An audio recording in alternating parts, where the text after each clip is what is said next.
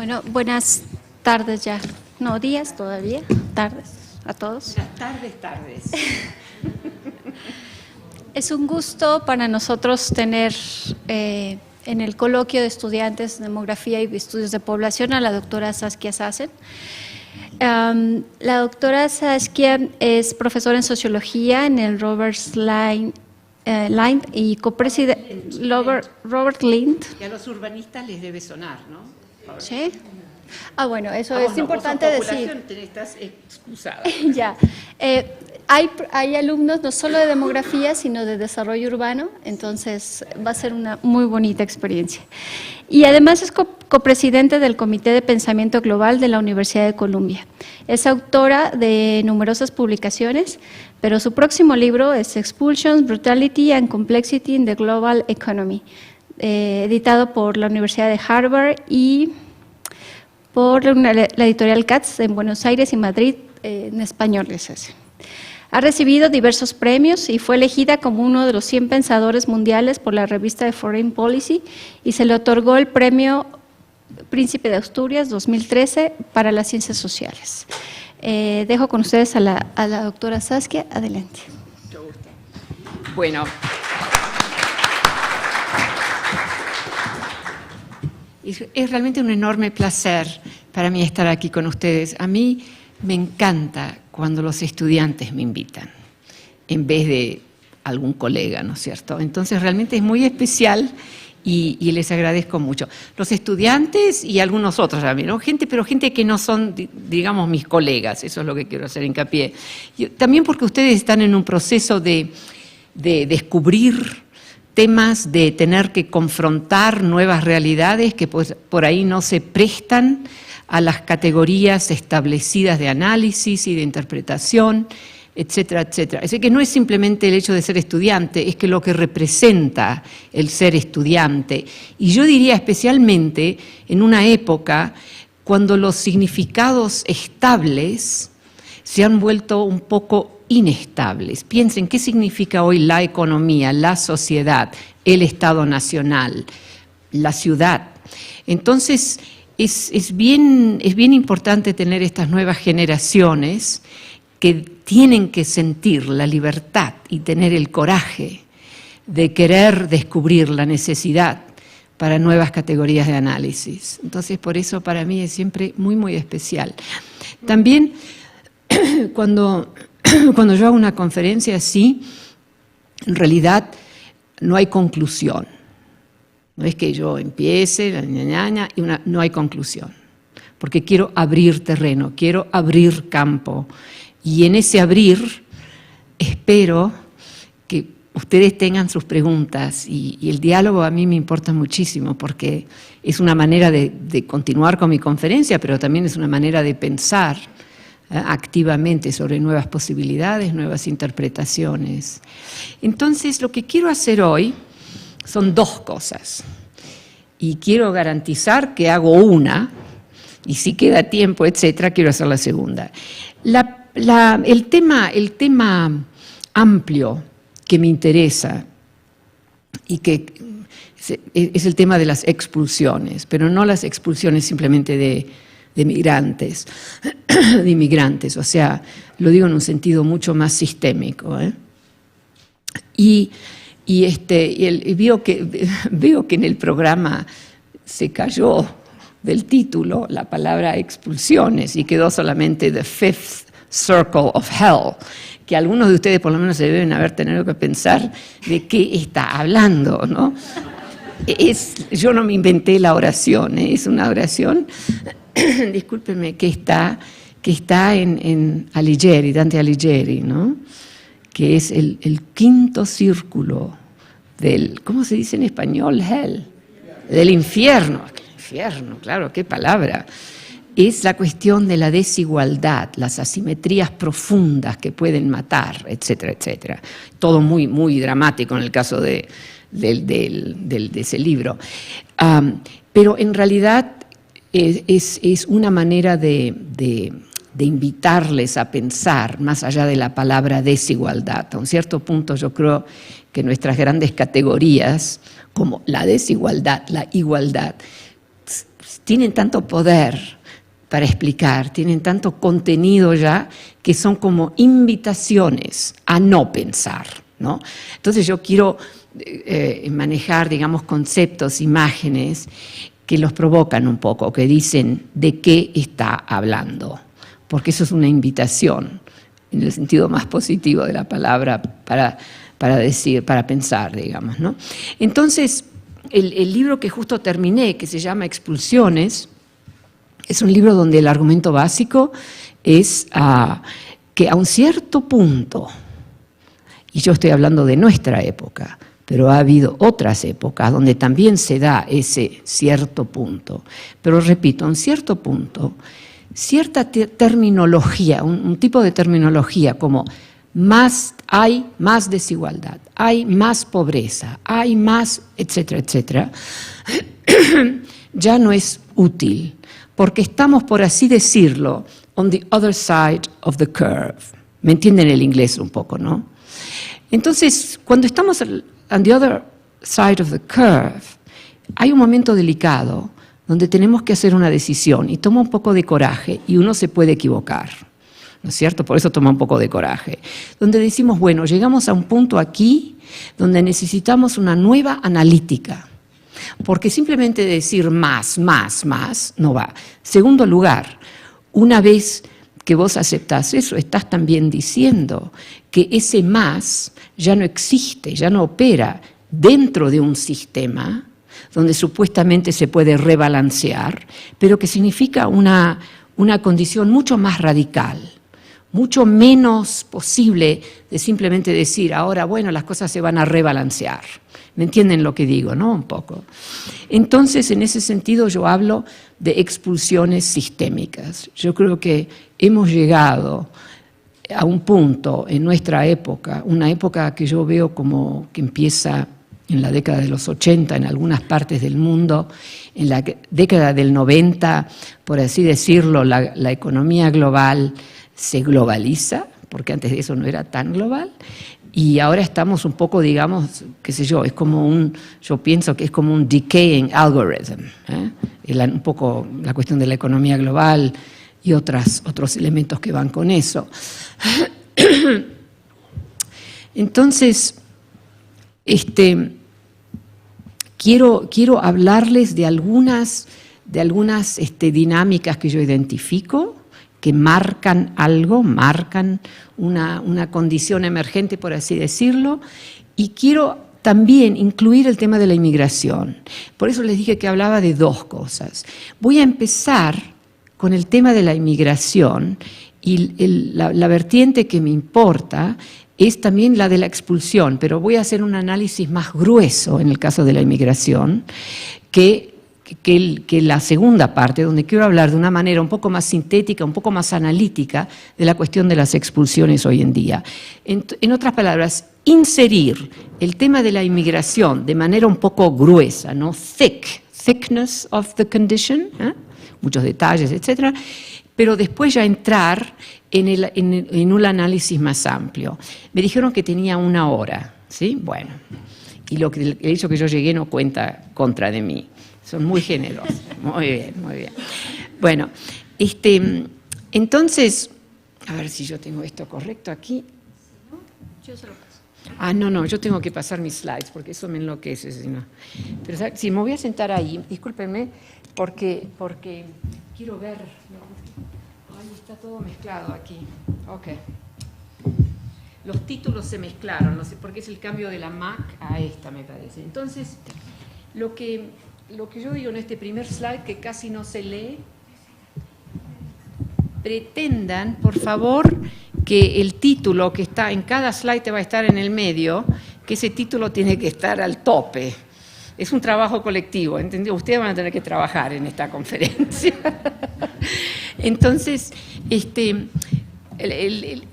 lo que quiero captar, en primer lugar, es la cuestión del hacer, el hacer de historias, el hacer de economías, the making of, que en inglés suena un poco distinto que en español, ¿no es cierto?, esta palabra de hacer, pero el énfasis es sobre hacer, the making of, el hacer de la desigualdad, el hacer de la de la desigualdad, de la igualdad, etcétera, de la justicia. Entonces, quiero justamente poner sobre el mismo renglón una palabra tan práctica como hacer, al lado de condiciones que son muy, muy complejas y que generalmente entendemos no en términos del hacer, pero en otros términos, historias, genealogías de significado, condiciones que hemos heredado de pasados, etcétera, etcétera, ¿no? Yo quiero hacer hincapié sobre el hacer, así que es un análisis parcial, no cabe duda, pero tiene ese enfoque. La asunción, the assumption, es que es un tipo de análisis que nos muestra algo, ¿no es cierto? Que podemos ver algo que si no, no lo vemos. Entonces, aquí el hacer de historias, ¿no es cierto? Entonces, el interés aquí es recuperar. ¿Todos hablan inglés aquí? ¿Sí? Porque eso está en inglés, por acá, ¿no? Bueno, es un análisis que busca justamente recuperar cómo una condición, un sujeto, un sistema se hicieron colectivamente, etcétera, etcétera. Los distintos elementos que se tuvieron que juntar para tener esa condición. Entonces, si nos queremos fijar en un presente, ¿cuáles son los distintos elementos que tuvieron que ensamblarse para producir esta condición? Y a menudo significa desensamblar condiciones muy complejas, la igualdad como se manifestó en un cierto sentido, y simplemente sacar algunos elementos e inserirlos en un ensamblaje nuevo que tiene elementos de presentes distintos de ese presente donde uno sacó un elemento. No sé si eso estaba claro. Entonces, por ejemplo, pensando en la inmigración, no pensar en la inmigración simplemente como algo, ahí están los inmigrantes, hay pobreza, etcétera, pero no, como algo que se hace y que se rehace. Yo sé que ustedes que trabajan sobre la inmigración un poco va en esa tendencia.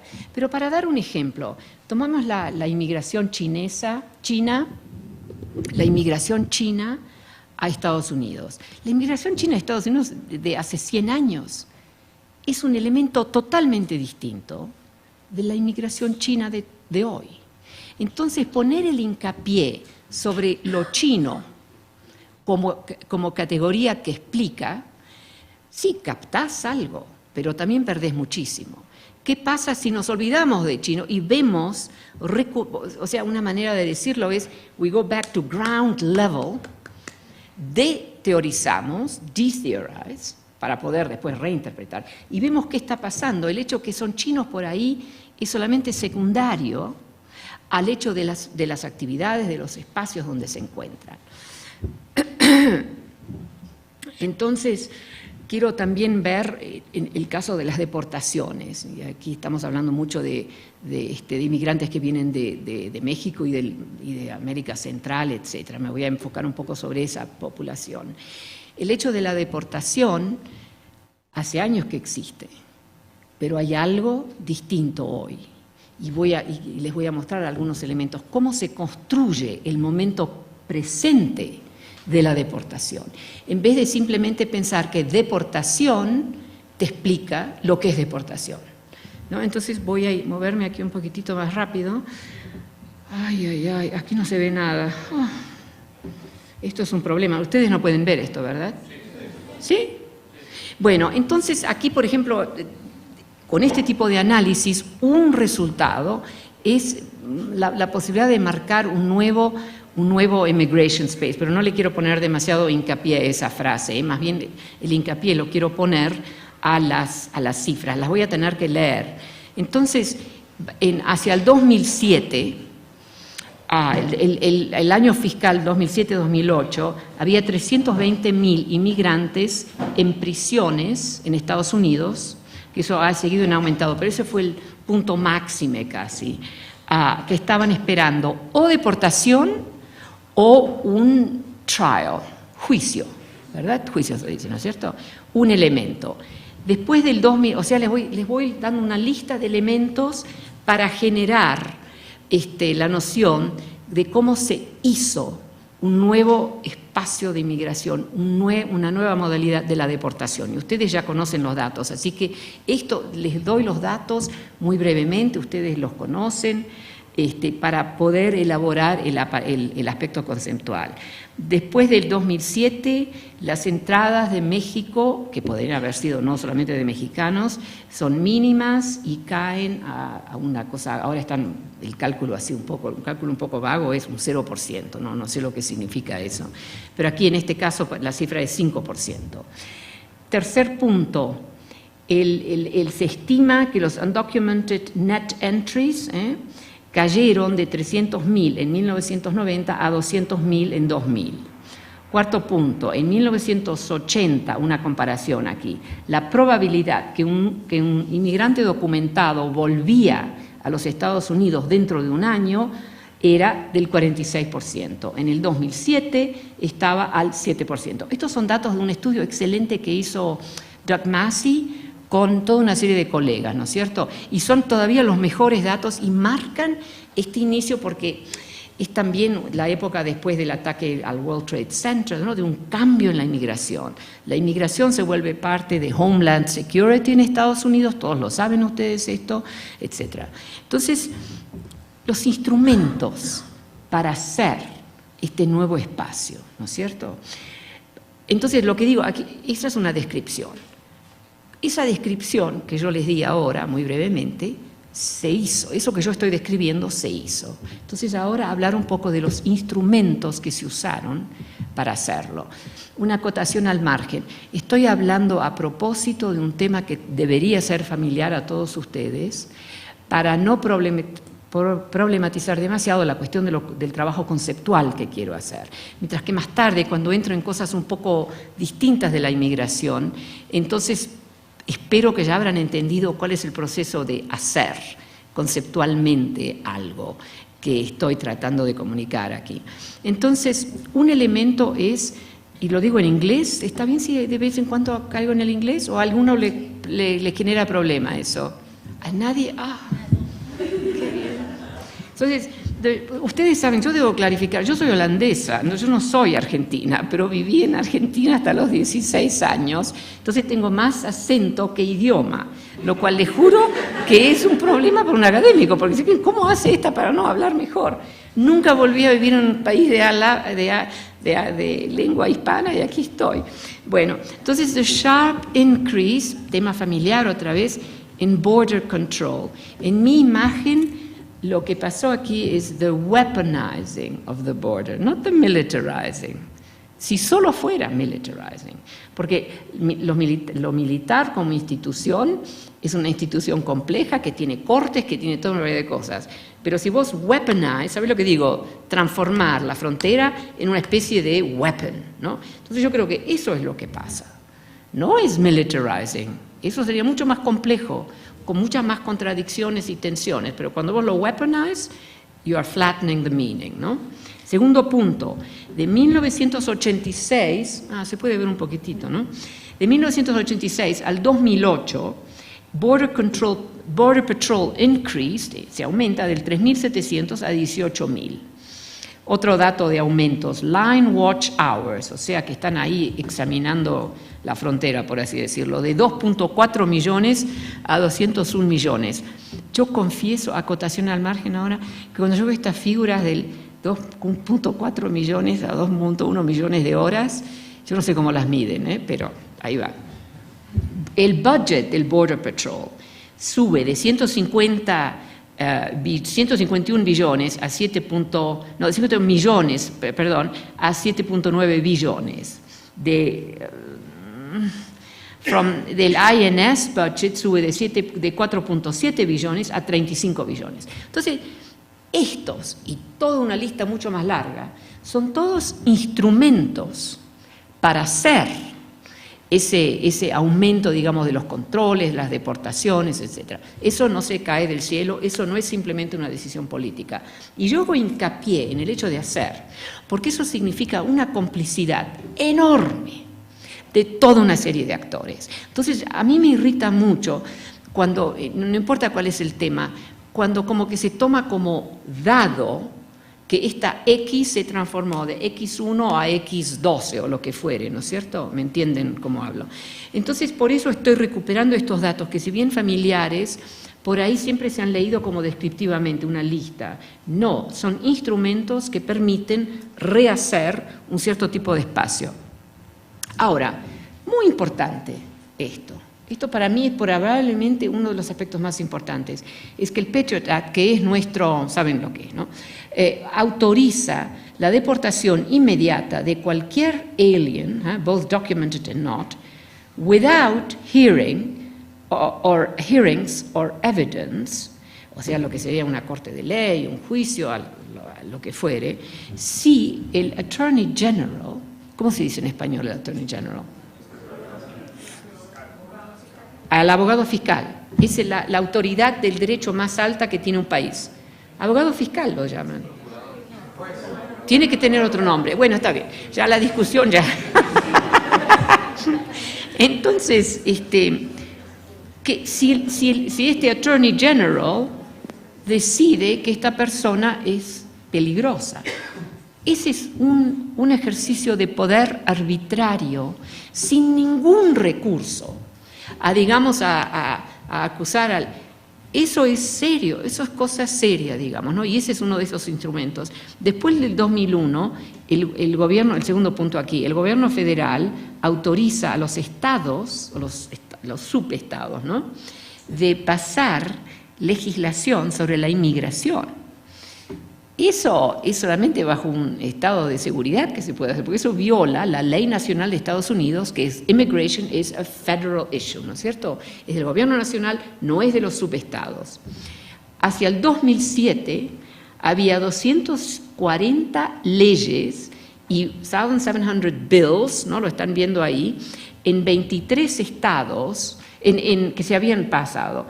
Y 23 estados en Estados Unidos habían firmado agreements con el gobierno federal para colaborar en arrests. Todo eso, cada elemento que yo mencioné, es una violación de ley nacional, que solamente se puede pasar por el estado de seguridad. ¿Pero qué es el estado de seguridad? El estado de seguridad es una amenaza a la integridad de un estado. Los inmigrantes no son un caso aquí. Así que entienden lo que estoy diciendo, ¿no es cierto? Es importantísimo entender los instrumentos que activamente se elaboraron, los abusos de ley nacional, para generar una posibilidad de un espacio, digamos, of law, pero law que viola la ley nacional.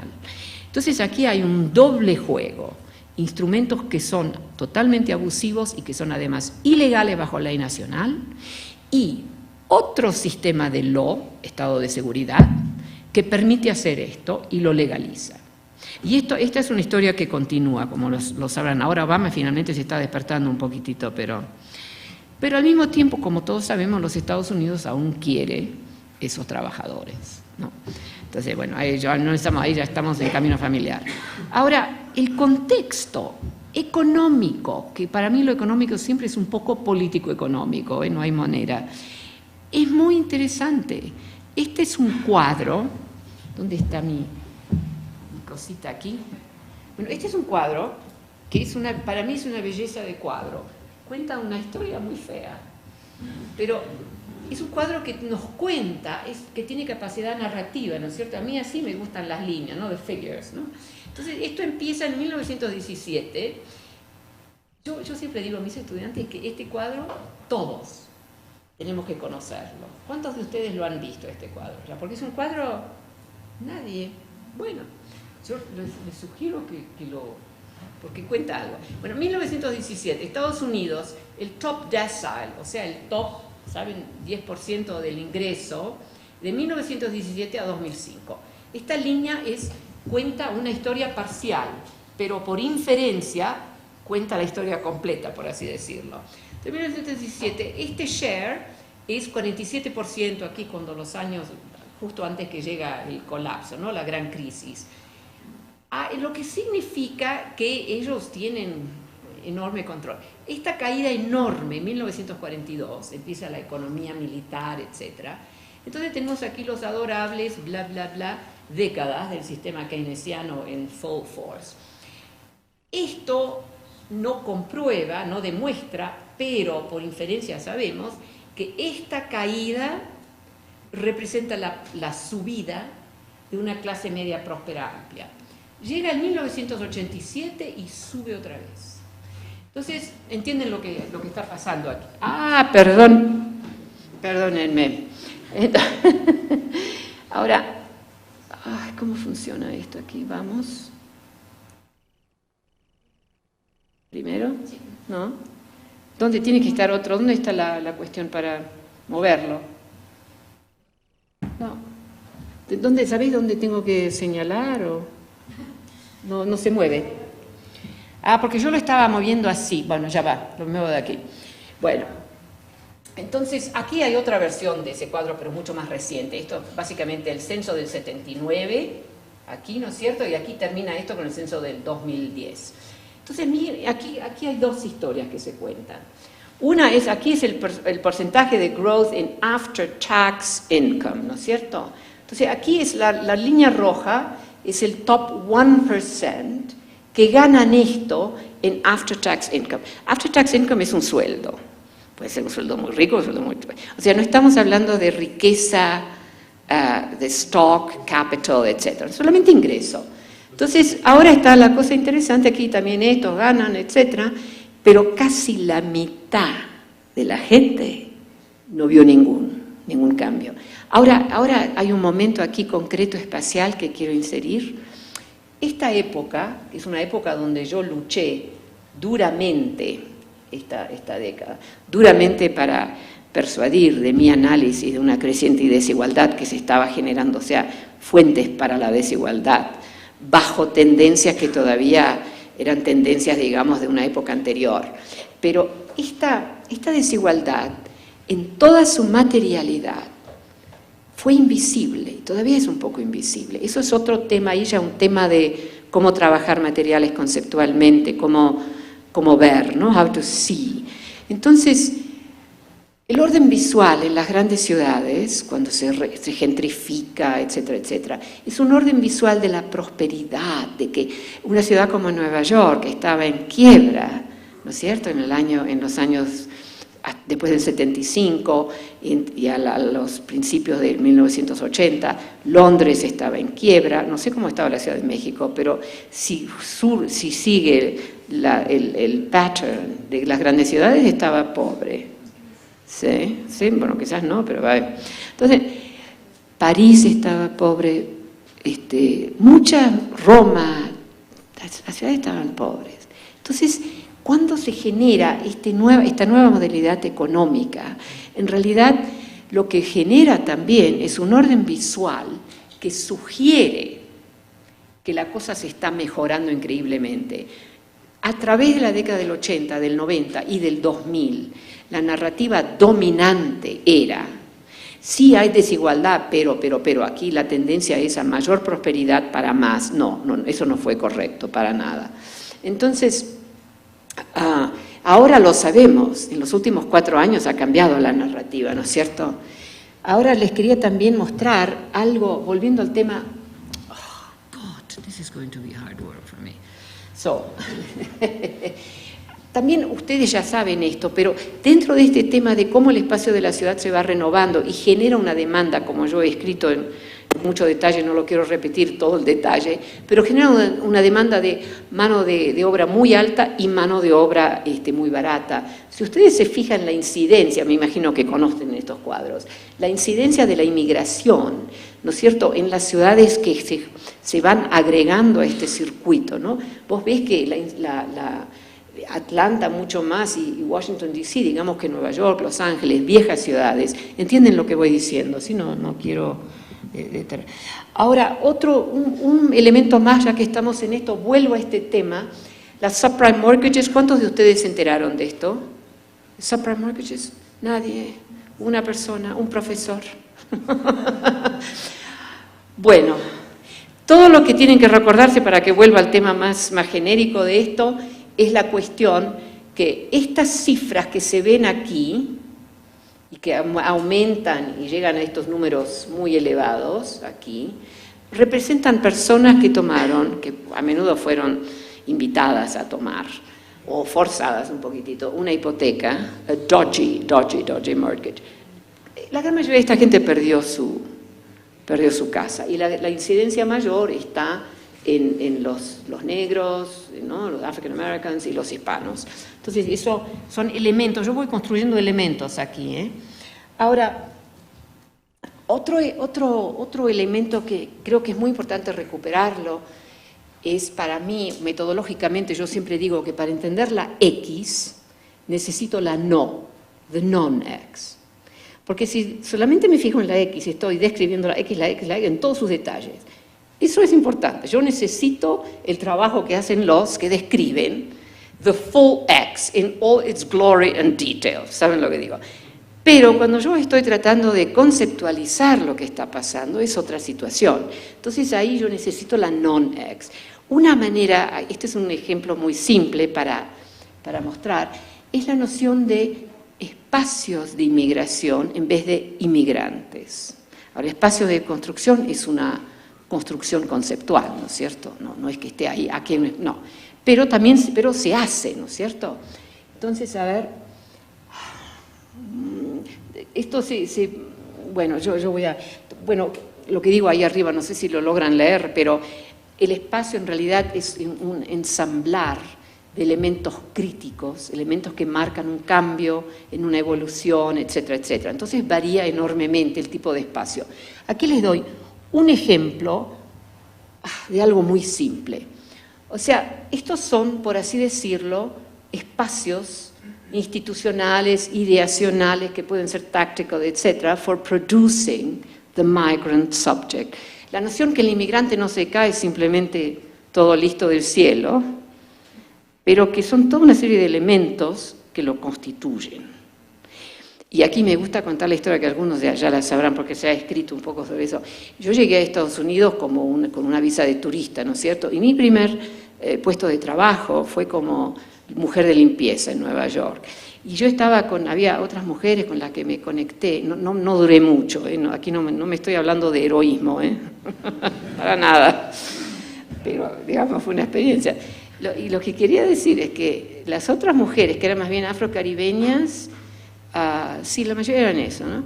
Pero todos inmigrantes, ninguna de nosotros nos sentíamos que se nos podía reducir al espacio de inmigración donde nos encontrábamos, que era el espacio de las mujeres de limpieza en Nueva York, ¿no es cierto? Y ninguna nos quedamos en ese espacio. Entonces, el segundo punto, entonces, es que estos espacios que van de high-tech visa worker, green card immigrant, family dependent immigrant, etcétera, etcétera, un individuo puede viajar. You can move across these different spaces, ¿no es cierto? Yo utilizo, estas son todas tácticas, son tácticas analíticas, que las utilizo para permitirme ver algo que si no lo veo. Cuando yo digo inmigrante, el inmigrante es el inmigrante es el inmigrante, viene con tanto contenido, con tanta historia, etcétera, etcétera, que realmente es una invitación a no pensar, ¿no es cierto? Entonces, realmente son tácticas. Entonces, aquí también the variability of the immigrant subject, ¿no? El sujeto que es el inmigrante.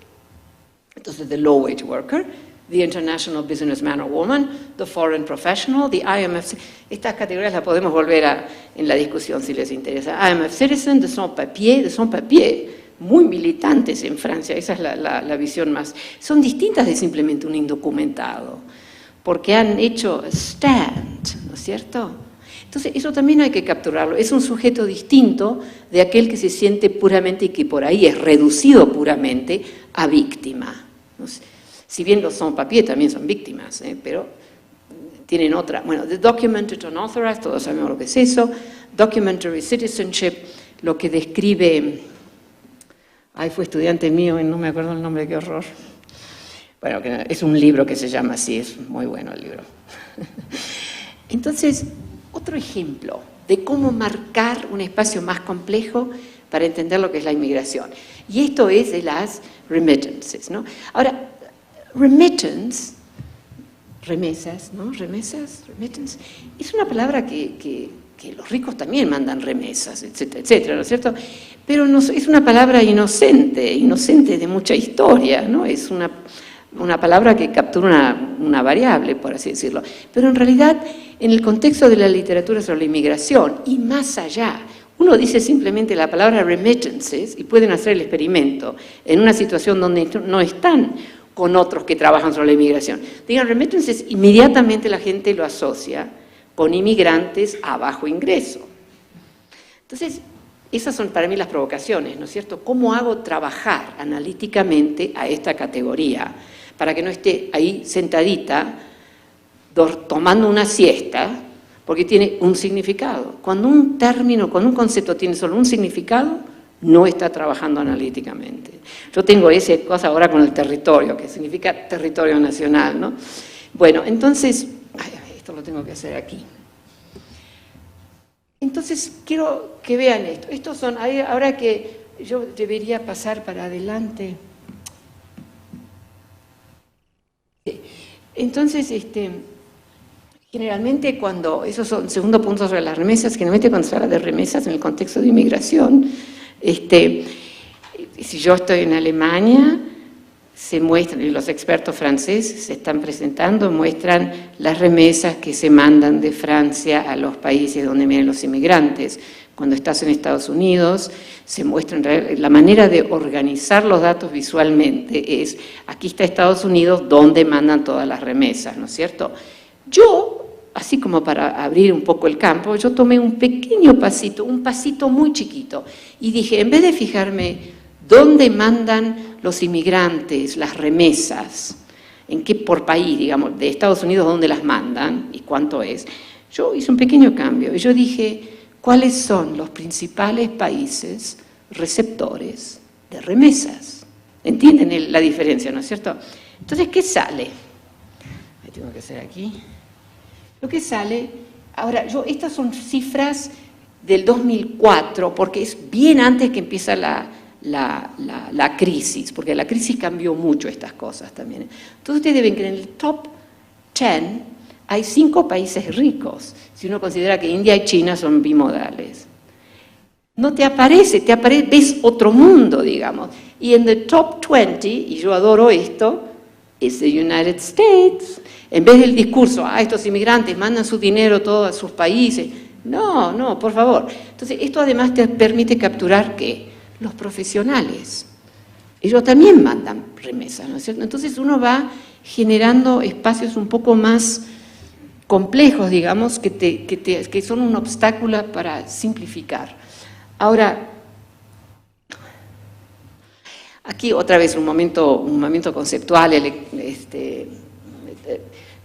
cómo disassemble categories of analysis. Para mí eso siempre es muy asamblar y desemblar, categorías de análisis me parece muy importante. Entonces los múltiples vectores a través de los cuales hemos analíticamente constituido, eso está no se lee ahí, pero leen el resto, ¿no es cierto? Ya no me acuerdo. Pero la exclusión y la inclusión, the immigrant and the foreign professional, redeploying these constitutive elements over a larger analytic terrain, ¿no es cierto? Es en realidad lo que estuve haciendo, tomar todos esos elementos, pero hacer un redeployment sobre un espacio más amplio. Ahora, una de las cosas que yo estuve haciendo aquí con ustedes y que hago continuamente con todo tipo de cosas, es hacer los significados estables make stable meanings unstable. ¿Se entiende, no es cierto? En realidad lo que yo hice hasta ahora era un poco de eso, ¿no? Entonces,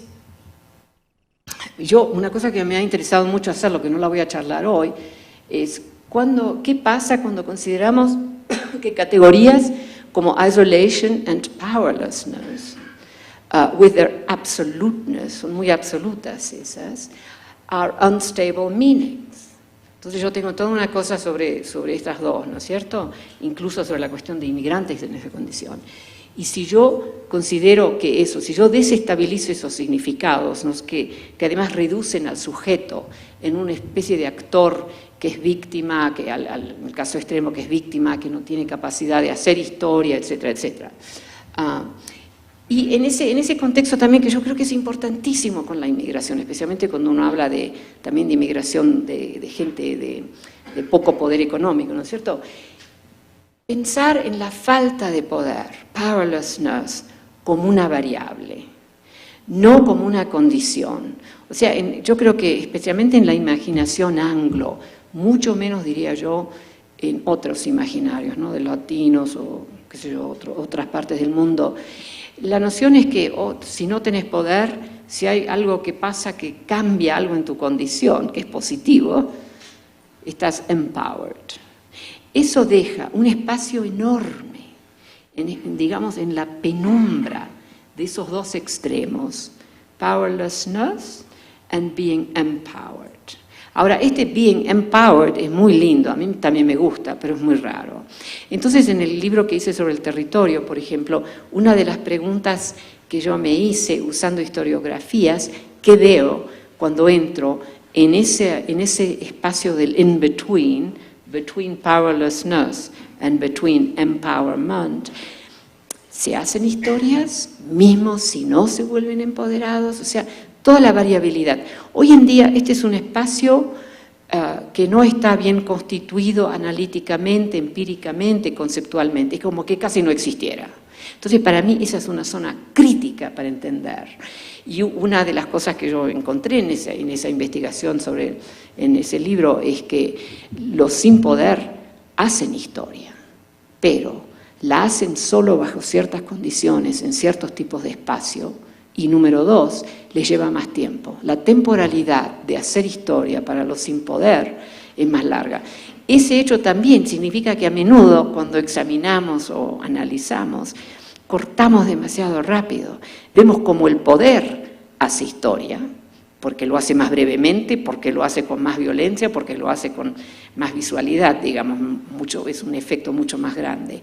Pero, y ahí también para mí el espacio de la ciudad, que yo pienso que la ciudad, o sea, la verdadera ciudad es un espacio complejo, pero incompleto, y que en esa mezcla de complejidad y lo incompleto está la capacidad de la ciudad de continuamente reinventarse, por así decirlo, y que la ciudad logra sobrevivir toda una serie de sistemas formales con mucho más poder, repúblicas, reinos, alguna multinacional, firma financiera. Las ciudades siguen. Piensen las historias largas de las ciudades, a través de... Entonces, para mí, esa mezcla de lo complejo y lo incompleto, que es el espacio de la ciudad, también significa que es un espacio donde los sin poder pueden hacer historia. La misma persona en una plantación no puede hacer historia, porque la plantation, ¿no?, lo reduce a un sujeto demasiado elemental. Entonces, por ahí vienen toda una serie de elementos, digamos. Ahora aquí quería pasar en este espíritu de lo inestable de una condición, etcétera, etcétera, pasar a este tema de microelementos que alteran. Me voy a enfocar en dos sujetos que alteran: el ciudadano como sujeto formal y el indocumentado como sujeto, ¿no?, que está construido de alguna manera. En realidad son dos procesos obversos. Entonces es una analítica que he desarrollado que son como mirror images, el ciudadano y significa desestabilizar ambos sujetos, ¿no? Entonces aquí, muy brevemente, y como premisa anterior, primero, yo defino otra vez esta problemática de si voy a hablar de la X, no puedo simplemente confine myself a la X, tengo que también hablar de la no X. La no X para mí es que la ciudadanía, y lo voy a decir en inglés, is an incompletely theorized contract between the subject and the state. O sea, es un contrato incompletamente teorizado entre el Estado y el sujeto. Y otra vez, como lo dije para la ciudad, pero una modalidad totalmente distinta en este caso, en ese ser incompleto existe la capacidad de una institución muy formal de generar transformaciones. Piensen en la ciudadanía, ha existido por mucho tiempo y siempre ha tenido presencia formal. En ley, mismo en Atenas tenía, ¿no es cierto? Entonces, pero ya ha sobrevivido, ha cambiado. En cada país hubo un momento cuando las mujeres no éramos ciudadanas, por así decirlo, etcétera, etcétera, ¿no? Entonces, aquí hay elementos de hoy en día. Y yo hago el hincapié en microelementos. Y porque son microelementos que logran, sin embargo, me gusta en inglés una imagen que uso, these microelements worm themselves. Como un gusano, ¿cómo se dice? Worm? They worm themselves into this formal institution, ¿no es cierto? Which is incomplete, however. Entonces aquí hay elementos, y ya lo habrán leído, ¿no es cierto? No quiero... Entonces el verso, entonces aquí el objetivo analítico es de desestabilizar el sujeto formal, que es el ciudadano, mostrando que formal que sea, sin embargo it has experienced enormous transformations. Ahora, el obverso es con el sujeto indocumentado. El sujeto indocumentado no existe. Confrontado al ojo de la ley, no existe. Solo existe cuando la ley hace intersección. ¿Y cómo hace la ley intersección con el indocumentado? Deposita, por así decirlo, un elemento de ley en el cuerpo del indocumentado. O sea, yo creo que ese es un fenómeno muy, muy interesante. Eso también me ha llevado a mí a decir que, o sea, no sé si ustedes, pero yo cuando estaba mucho en los círculos de la inmigración, siempre cuando se hablaba de las amnesties, que era un mínimo, tenés que tener un mínimo de violación de la ley para ser un candidato al amnesty, ¿saben lo que estoy diciendo, no? 7 años. Entonces todos nosotros nos reíamos, decíamos, yo también, que lo irracional de la ley, más violás la ley, más derecho tenés a volverte. No, ahora lo veo distinto. Yo creo que eso que yo decía ahora, que confrontado con la ley, las violaciones, etcétera, de un cierto tipo, ¿no? Y el no violar otras leyes, la ley criminal, etcétera. Entonces, eso el cuerpo del indocumentado va adquiriendo toda una serie de elementos que lo hacen visible a la ley. En vez de un indocumentado que llegó hace 6 meses, donde no hay record, ¿no es cierto? No hay nada. Cuando te piden las cuentas y todo eso para demostrar que vos has estado en el país violando la ley de residencia, ¿no? Por 6 o 7 años o 10 años, lo que fuere, es una materialidad que se establece donde el cuerpo del inmigrante juega un rol crucial. ¿Me explico o no? Bueno, no sé si me explico, pero no importa. Vamos a seguir. Entonces, aquí están algunos de los microelementos en el caso del indocumentado, ¿no es cierto? Entonces, lo primero es cuando un juez hace una decisión, que sea positiva o negativa, pero hace visible a ese indocumentado en frente a la ley. Si 7 años más tarde ese indocumentado se ha portado bien todo el tiempo, hace una application for amnesty, cuando se declara una amnesty, tiene ese documento sirve para mostrar, mirá, ¿no? Entonces, eso es un ejemplo muy pequeño. Y la otra cosa es, claro, como el Human Rights Regime, no en Estados Unidos. ¿Ustedes son fuertes signatarios aquí en México? No sé. Bueno, pero que ha también generado una inestabilidad porque hace visible algo a un nivel muy básico, ¿no es cierto? No lo necesito desarrollar aquí esto. La cuestión de los informal social contracts, ¿no es cierto? Entonces yo hago esta distinción que muchos de los long-term undocumented immigrants que existen, que viven en una comunidad, tienen hijos, hacen su trabajo, bla, bla, bla, en realidad han hecho a través de sus acciones y a través de ser visibles, digamos, en su materialidad, a los vecinos, al vecindario, al pueblo, a la comunidad, han hecho una especie se han vuelto unauthorized, but recognized. en contraste, yo digo que pueden ser ciudadanos discriminados, son authorized, but unrecognized. ¿Se entiende lo que estoy diciendo? ¿No? O sea, the truly persecuted young black man in New York is authorized. Es un ciudadano, but he's not recognized. No es reconocido como un subject as bearer of rights, y los meten en la prisión. Bueno, y también la cuestión de citizenship practices, ¿no? Como eso van generando una materialidad de reconocimiento.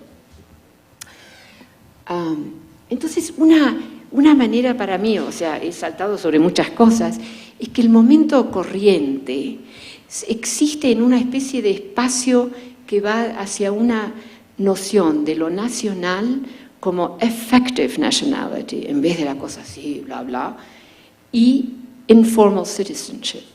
O sea, la gran mayoría de la gente no entran en esto, pero yo creo que hay una emergente condición que hace muy práctica la cuestión de la nacionalidad. Y el ejemplo claro es, si vos tenés 2 pasaportes o 3 pasaportes, ¿para cuántos estados vas a morir en guerra? ¿No es cierto? Hay un límite. Entonces, hay un elemento práctico que entra en un concepto, una conceptualización que ha estado muy marcada por cosas muy así grandes.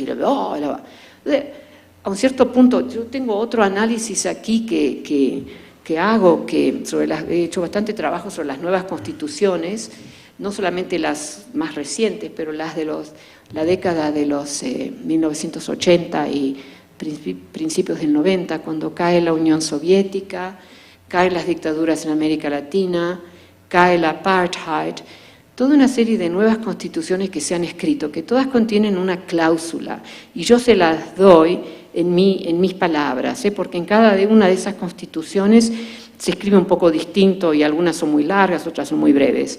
Porque la de Brasil, habla de esa cláusula, ¿no? Ahora, esa cláusula representa, y esto va también en esta dirección de alguna transformación profunda, ¿no?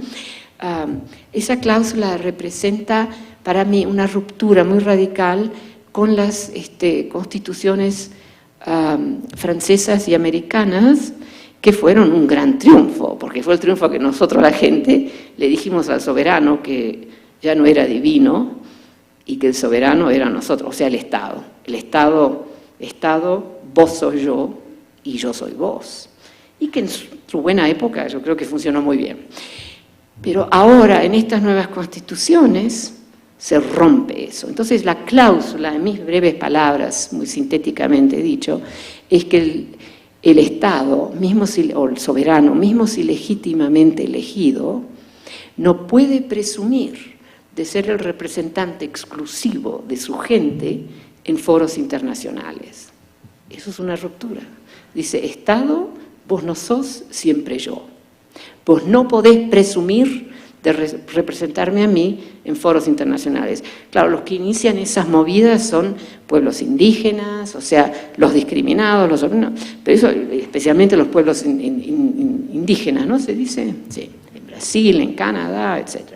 Entonces hay toda una serie para mí de elementos que cuando si llego a esa otra cosa que tiene que ver con el surveillance, el aparato de surveillance, que va reposicionando la relación entre ciudadano y Estado. Y que en ese reposicionar y esa creciente distancia, Estado, vos no sos siempre yo, siendo una formulación, la cuestión del subject who is the immigrant and the subject who is the citizen se vuelve también bastante ambiguos. Una gran parte de la ciudadanía en nuestras economías ya no recibe muchas ventajas del Estado, ¿no? Hay un empobrecimiento de clases medias, no solamente en países, digamos, como Estados Unidos, pero también en países como Suecia, como Dinamarca, ¿no? Y yo tengo muchos datos sobre eso. Ahora, quiero llegar, para terminar ya al discurso que hago más general de las expulsiones. Entonces, ya para ir terminando con este enfoque sobre la inmigración,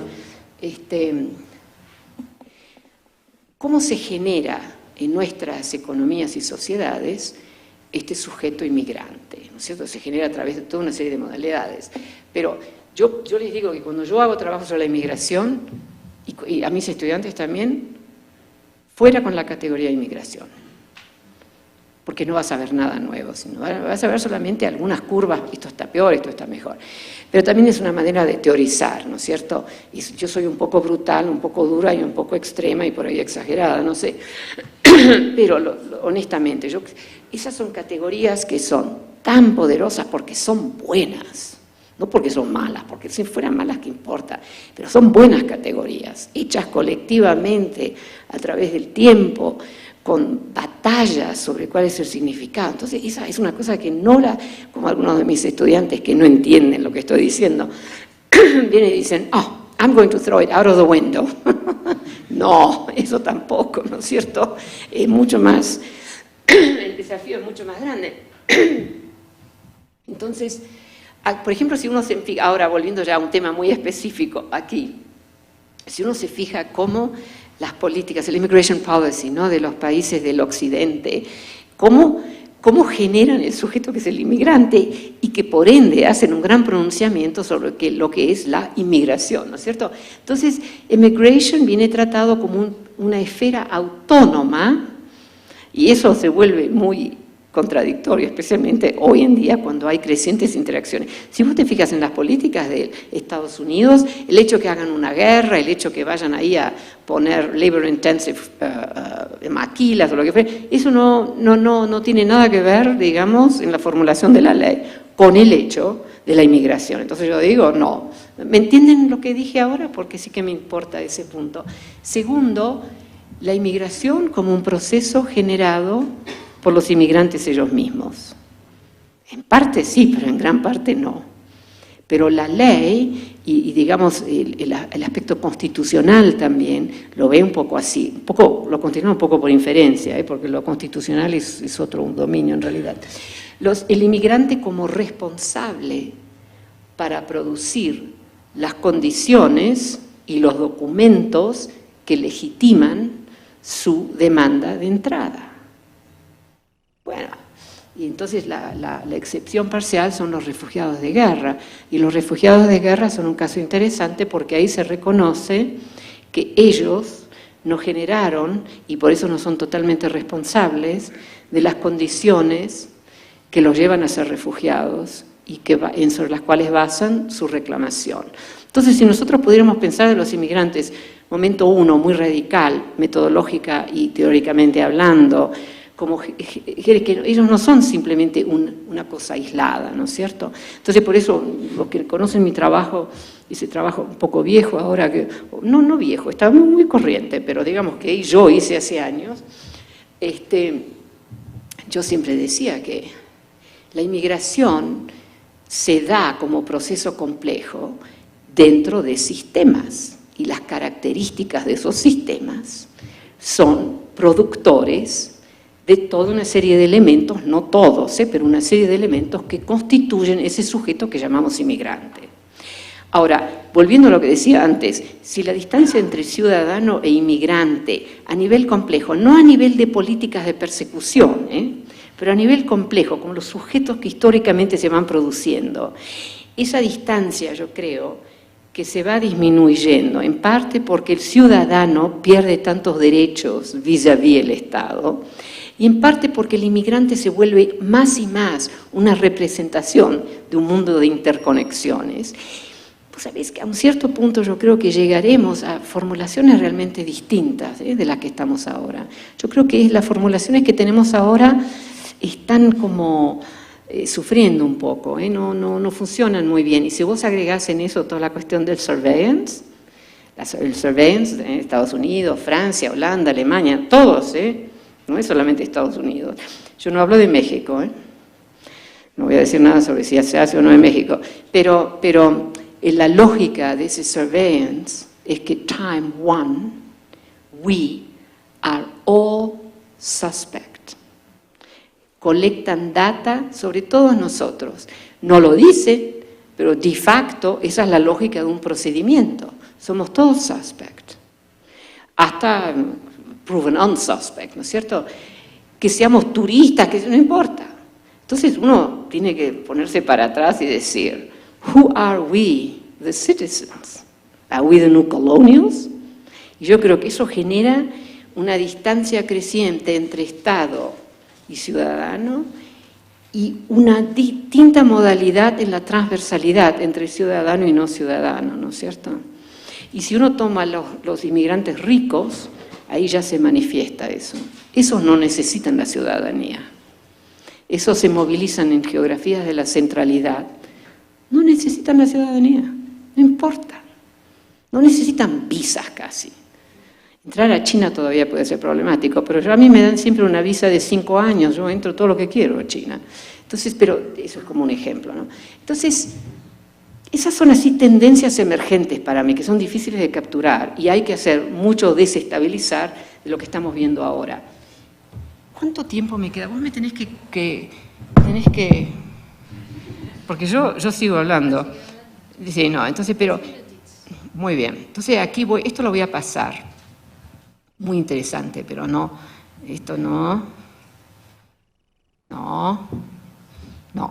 Entonces ahora quiero hablarles y repito, como yo traté la inmigración en cierto detalle empírico, en cierto proyecto o en cierto tipo de conceptualización, para mí también es un elemento que entra dentro de este esquema de las expulsiones, y creo que se entendió algo, ¿no? Una pérdida de algo, etc. Entonces ahora quiero hablarles brevemente un poco más sobre la cuestión metodológica, porque me parece importante. Y yo he entendido un poco ex post,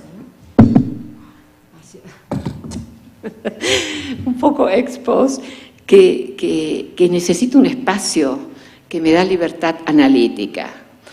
O sea, libertad analítica, no para el espacio de libertad para cualquier cosa, ¿no es cierto? Entonces es el espacio de before method. Y a mí me gusta invocar la imagen de Kafka frente a la ley. Ese es el espacio o del terror, porque the law is about to come down and chop your head off. O es el espacio de una indignación mental, no la indignación donde you hit your chest, pero una explicación o una decisión de un juez que te hace violencia mental, ¿no? Entonces yo siento eso a menudo, yo siento una especie de violencia mental cuando todo lo que les dije hoy, ahora todo lo que hablé, surge un poco de eso. Es decir, sí, esto sí, pero no se puede confine una explicación a esto, o una descripción de un sujeto, ¿no? Entonces, y ese para mí es el espacio de tácticas analíticas, y ahora voy a escribir un librito. Me han pedido, varios publishers me dieron contratos para escribir un libro chiquitito sobre el before method. Ahora, algo que también importa aquí es que esta es una época cuando las grandes categorías se han vuelto un poco inestables, dados los cambios, etc. Para mí es el periodo de los últimos 30 años, en ciertas partes del mundo, los últimos 20 años en otras, y realmente en los últimos 10 años en casi la mayoría del mundo. Entonces aquí hay 3, y lo que yo les estuve hablando hasta ahora en realidad viene capturado por estas 3 tácticas. Una es la necesidad de desestabilizar significados estables, la otra es qué es lo que no vemos en la penumbra o en las sombras generadas por categorías muy poderosas, que son como un centro de gran luz que ilumina todo en el círculo de luz, pero más fuerte es la luz, más ves lo que está dentro del círculo y menos podés ver lo que está en la sombra, ¿no? En la penumbra. Entonces, yo he establecido que en mi trabajo, por los últimos 30 años, esa es mi región, for empirical and theoretical work, ¿no es cierto? No rechazar, eso es demasiado fácil, repito, pero ir a qué es lo que no veo cuando utilizo una categoría poderosa como el Estado moderno, la economía nacional. Sí, todo eso sí existe, pero hay cosas que también existen hoy, que no las veo si simplemente me fijo en la economía nacional.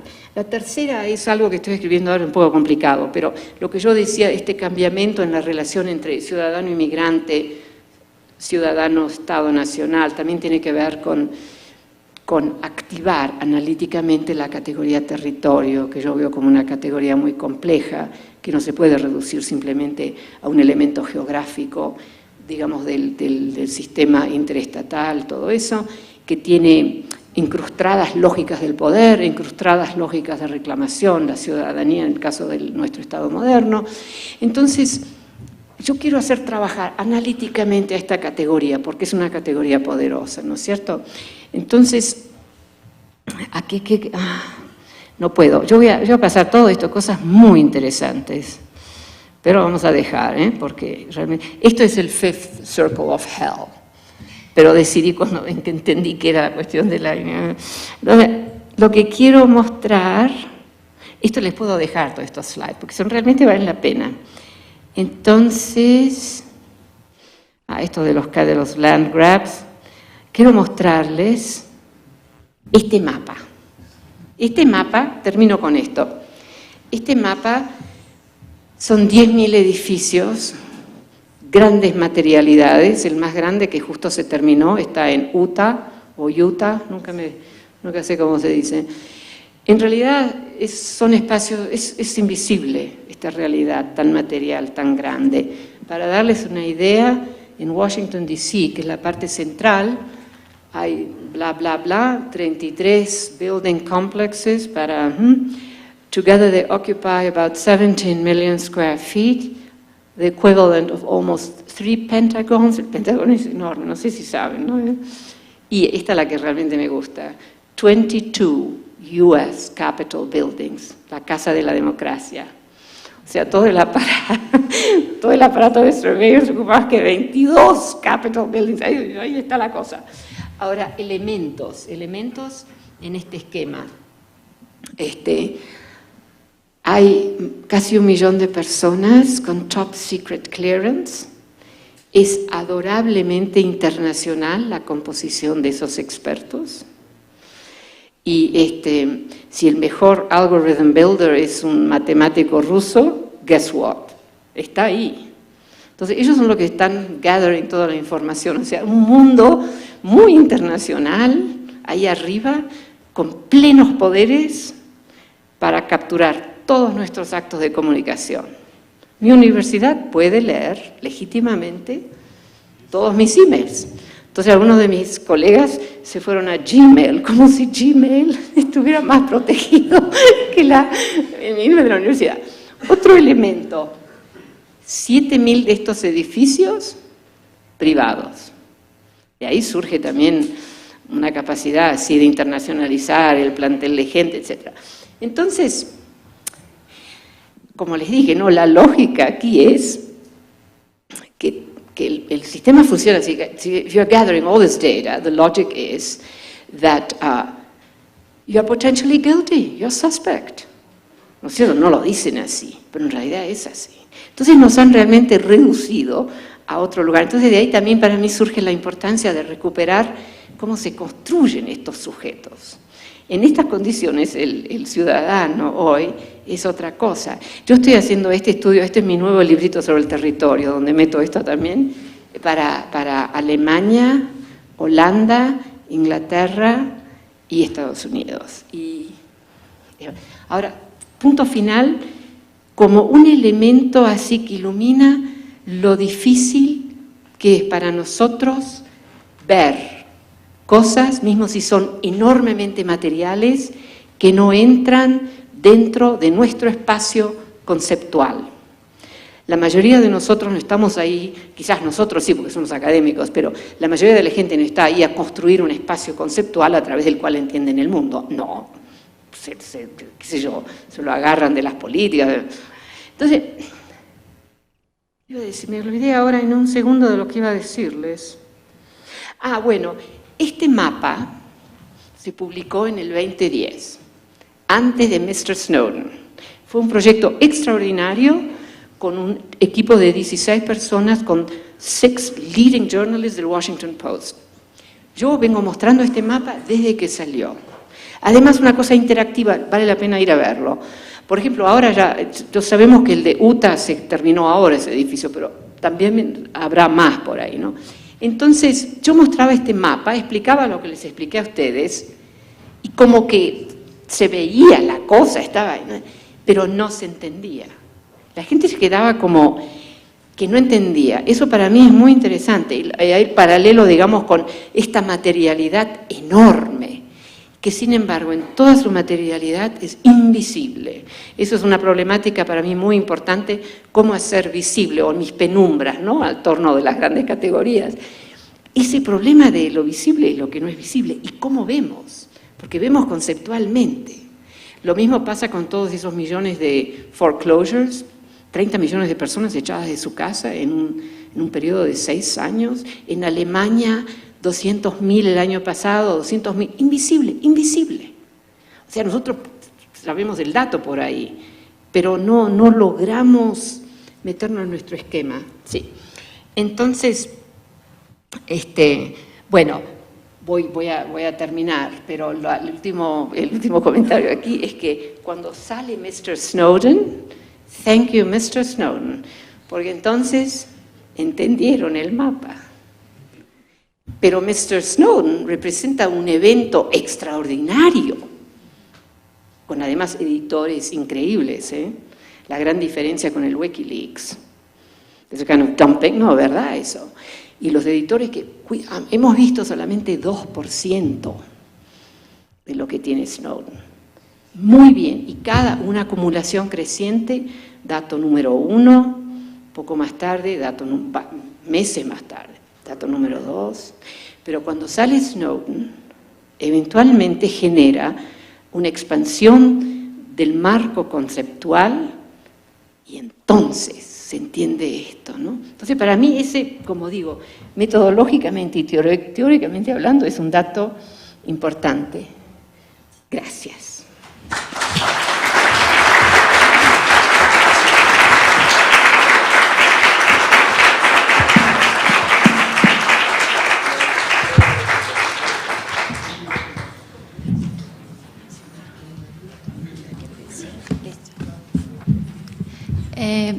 Bueno, tenemos un buen ratito para una sesión de preguntas y respuestas.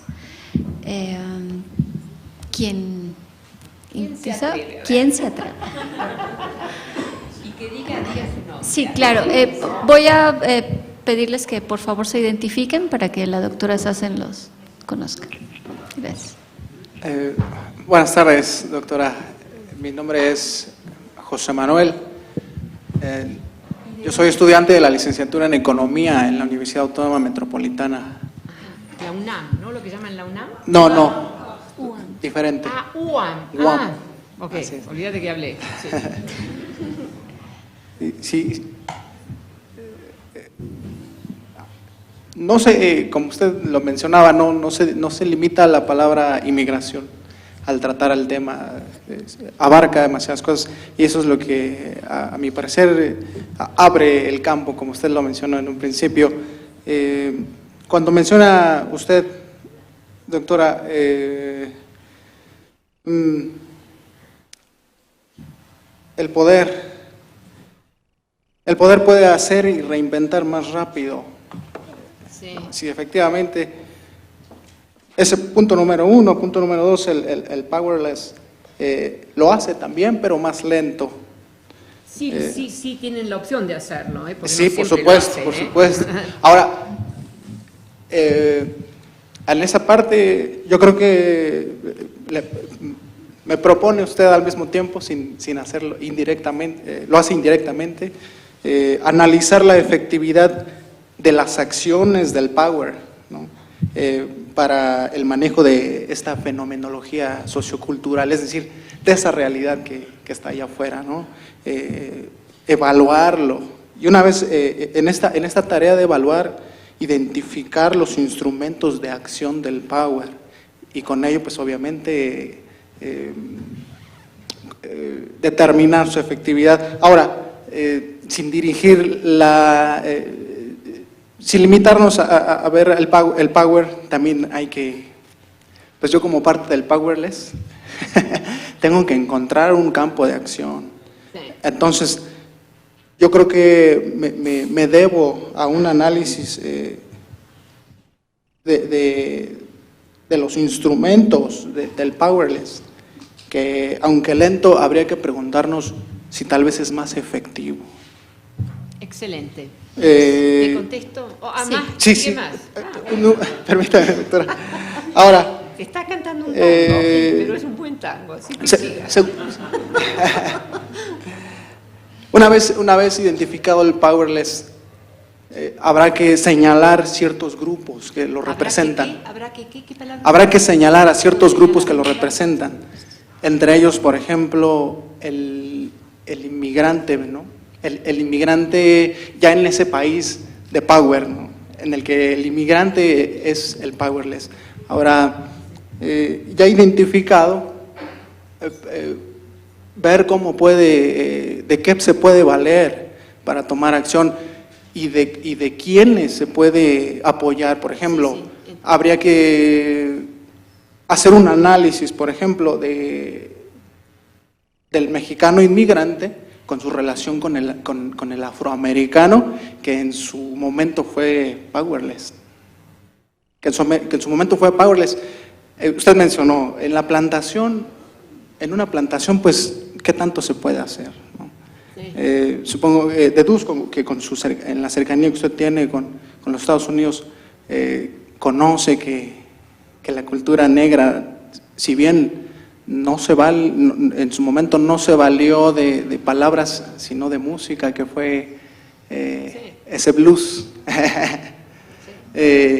Ha hecho muchas cosas, pero sin palabras. Creo que entendí. No, seriamente, está bien. Estás pensando, you're thinking aloud. I love that. Termino con la pregunta. ¿Podemos darle la oportunidad a otras preguntas? Sí, por supuesto, ya termino con la pregunta. ¿No? Es sobre el inmigrante que está. Sí, por supuesto. Sí, está bien. Bueno, mira, ahí justamente el inmigrante a mí me interesa como sujeto, porque es un sujeto cargado de contradicciones. Yo mostré algunas, ¿no? Cuando decimos inmigrante, mira, yo empecé limpiando toilets, ¿no? Y aquí estoy, ¿no es cierto? Y yo no soy la única, sí. Entonces, el inmigrante, el pequeño emprendedor, mucho más emprendedor que el típico ciudadano, todas esas son historias familiares que ya desestabilizan de manera dramática a través del tiempo y a menudo de maneras visibles, otra vez de maneras invisibles, van alterando algo del tejido de una sociedad. El tech boom en Estados Unidos, hecho por extranjeros máximamente, ¿eh? Es impresionante eso, las estadísticas son impresionantes. Entonces, todo eso es parte, digamos, de lo que vos mismo creo que ya sabés, y por eso estaba lanzando esta cuestión, el inmigrante no tiene poder, etcétera, pero al mismo tiempo el inmigrante, vos lanzás la pregunta, ¿cuál es un campo de acción? Porque el inmigrante tampoco es a flattened subject who is sitting there in a corner, ¿no es cierto? No, es también una persona que ya ha demostrado una capacidad de iniciativa, una capacidad de acción, de pensarse allí, esto sí, yo lo voy a hacer y lo puedo hacer, ¿no es cierto? Entonces, estamos hablando de un sujeto muy activo, mucho más activo que por ahí alguno que heredó una fábrica de su padre y está ahí, digamos, haciendo nada, ¿no? Que cualquiera que es verdaderamente estadounidense. Ahora, el campo de acción. ¿Ves? Yo cuando lo dije de pasada, el espacio de la ciudad es un espacio complejo, etcétera. Complejo aquí también significa que es muy diverso. Entonces yo siempre digo, hoy en día, a menudo, porque hay tanta ciudad, hay tanto hablar de la ciudad, por aquellos que no conocen nada de la ciudad, especialmente los políticos, ya estoy cansada de oír eso, ¿no? La famosa frase, ¿por qué están registrando? Es por eso, claro, me disculpo. Bueno, entonces aquí el punto es que un espacio simplemente denso, pero homogéneo, no es ciudad. Y es importantísimo reconocerlo, ¿no es cierto? Si vos tenés un office park, ahí no se hace historia tampoco probablemente, ¿no? Será muy denso. O sea, la densidad no es suficiente para marcar urbanity, ¿no? No sé cómo se dice, la urbanidad con todos sus potenciales.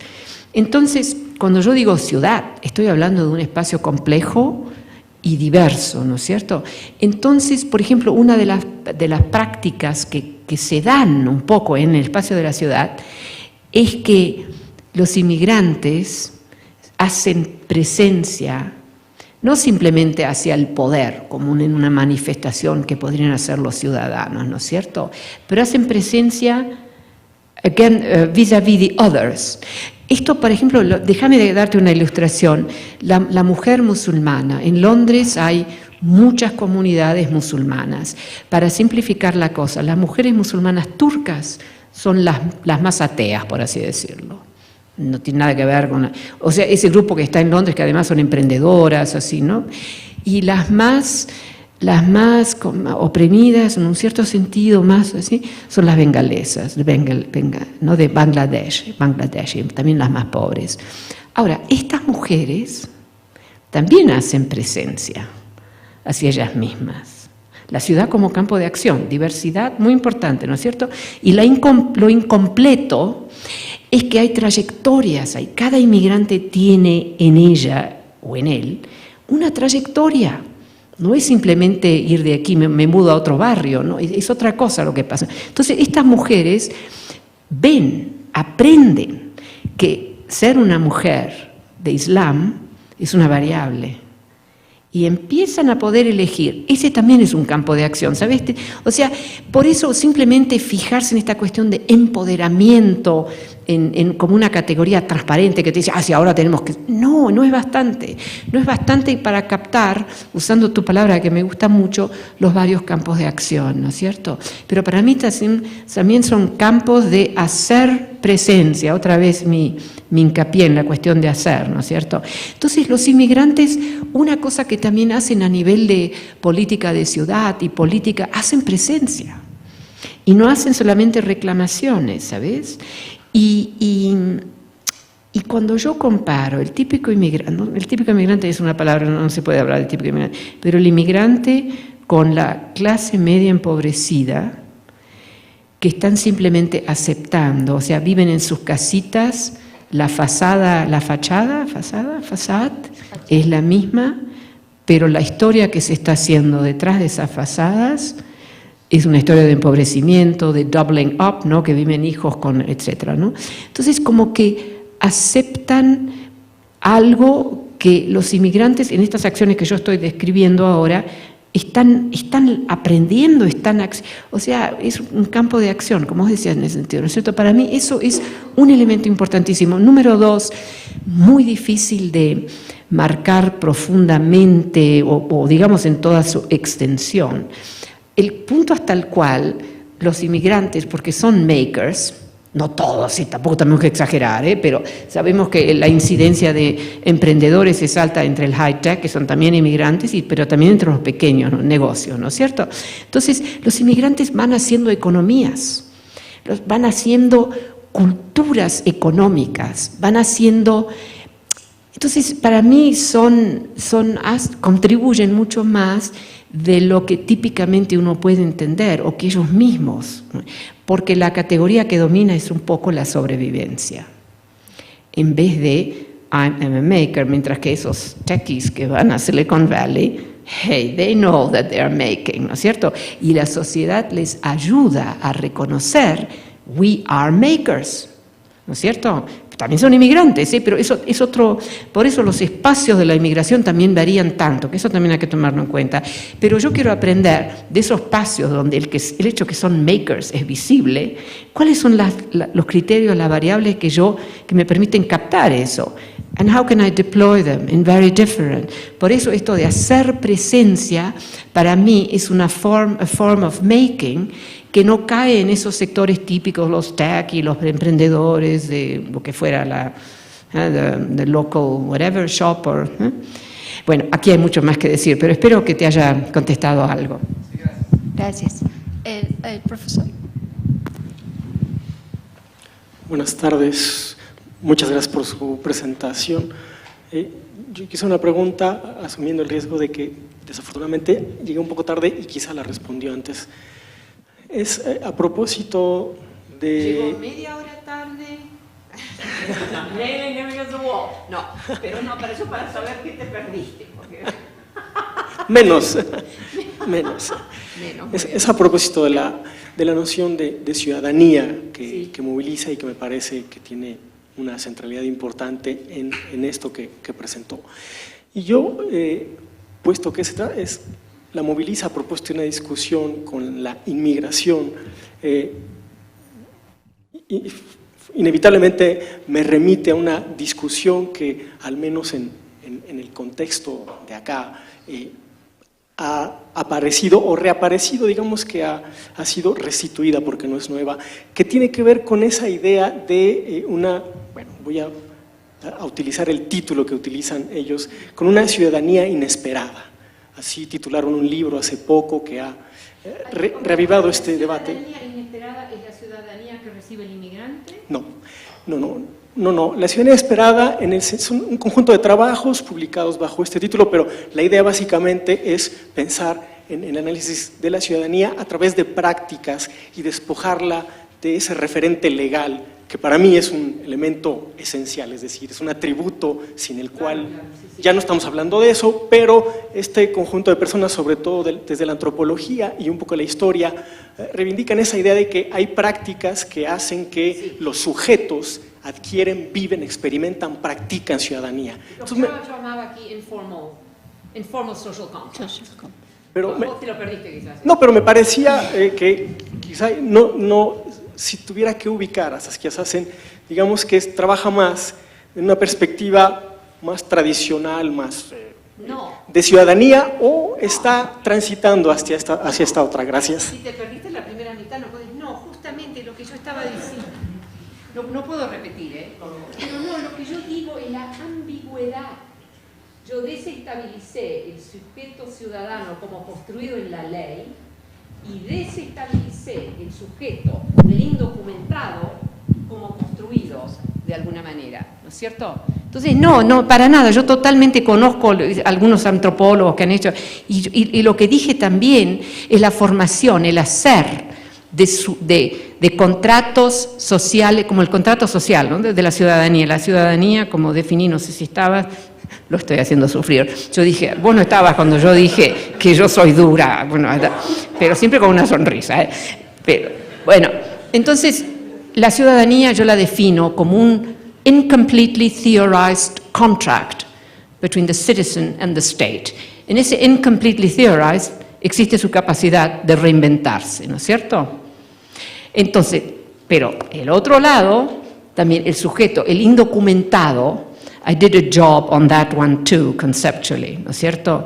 Y que al límite, el indocumentado que vive, que habita en una comunidad, etcétera, viene reconocido y que de ahí se da, usando la noción del contrato social, ¿no es cierto? Un informal social contract. O sea, que se reconocen las prácticas del cotidiano, las contribuciones, lo que estaba diciendo ahora también. Así que sí, yo estoy de acuerdo con eso, pero es un error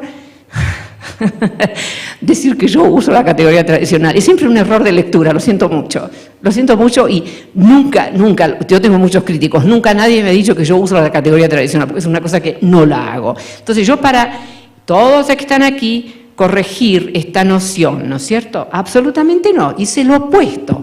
Bueno, muchas gracias. Acá había una oportunidad. Gracias. De adelante. Los dos de una vez, si quieren. Uno y otro ya. Buenas tardes, soy Germán Gutiérrez de la Escuela de Urbanismo de la UNAM. Y entendiendo esta idea de que la ciudadanía podría ser más hecha que dada desde las instituciones, como un contrato, como se dice. La ciudadanía también es un espacio de improvisación para resolver necesidades y para crear. Sin embargo, la mayoría de los ciudadanos son individuos que no son conscientes que son parte de un sistema que puede transformar. ¿Cómo podrían concientizarse a la sociedad que son un instrumento de cambio para ellos mismos o para su entorno? No, yo creo que ese es uno de los grandes desafíos. O sea, y yo he escrito también un poco en ese sentido sobre los movimientos de ocupación, ¿no?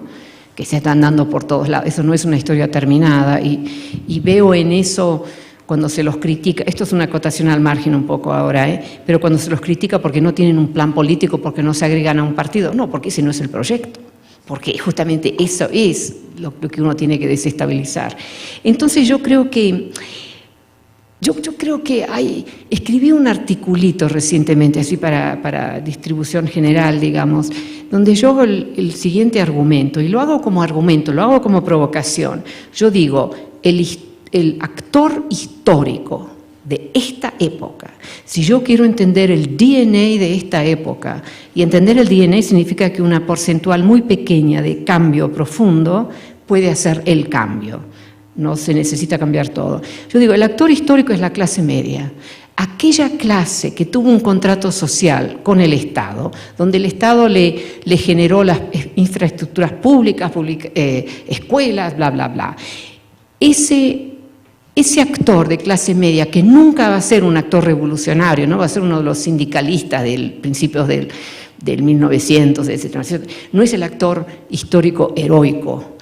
Es el actor histórico inesperado, modesto, que la única razón que logra ser actor histórico es porque tiene todavía un poquito de memoria de lo que solía tener como derechos y reconocimiento que ahora perdió. En ese sentido, los jóvenes, cuyas reclamaciones máximamente son bien modestas. Estado, vos me fallaste. Yo hice lo que tenía que hacer para ser un buen ciudadano y ahora no hay trabajo, no hay posibilidad de esto, del otro, ¿no es cierto? Entonces yo creo que hay una de las grandes ironías, y es muy difícil conceptualizar a la clase media. Estoy hablando de una clase media empobrecida, ¿no es cierto? No de esa clase media que está en una situación que casi no se puede llamar clase media, eso. Entonces, ahí yo veo que hay un periodo, es una cuestión, hay una temporalidad, yo creo, muy marcada en esto, una temporalidad donde existe este cambio y todavía es visible, como yo estaba hablando antes de lo que es conceptualmente visible, puede ser muy material, pero no visible conceptualmente, ahora que es todavía visible a ellos especialmente. Esa clase media que es tan rica que ya no se puede llamar clase media, esa no lo ve. El trabajador que siempre fue pobre, no lo ve. Entonces, ellos tienen un posicionamiento estructural, en parte por esa breve historia que por ahí son 8 generaciones, ¿no? Que ellos entienden, porque hay aquí una acotación al margen, yo creo que el Estado liberal es el Estado de la clase media y de la clase trabajadora próspera, ¿no es cierto? Y este Estado liberal es lo que yo siempre digo, es a decaying algorithm. O sea, es una condición compleja que funcionó muy bien y que ahora es un decaying algorithm, ¿no es cierto?